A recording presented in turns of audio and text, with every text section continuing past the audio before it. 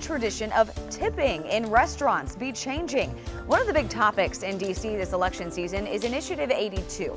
It would, over time, eliminate the tipped wage in restaurants and bars. The debate has been an ongoing battle for years in the district, and one restaurant owner tells our Megan Rivers this is a long overdue change.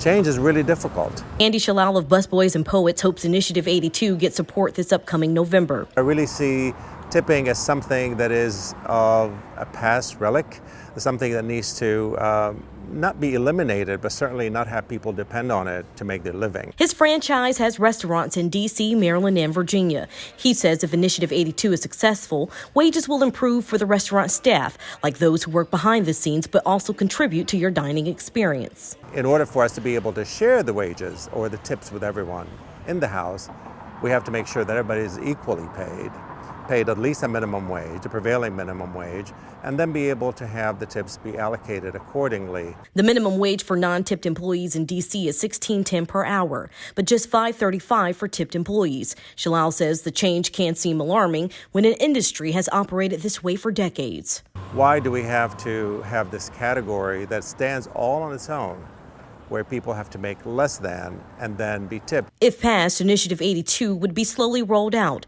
Tipped employees will start earning $6 per hour by January, $8 by next July, and then $2 raises each year until 2027. Shalal saying it gives businesses time to make changes to their establishments. It should give time for a lot of businesses to make that adjustment and make it work. And, I think in the long run, we're going to be looking back at this years later and thinking, what were we thinking? Reporting in the district, Megan Rivers, WUSA 9.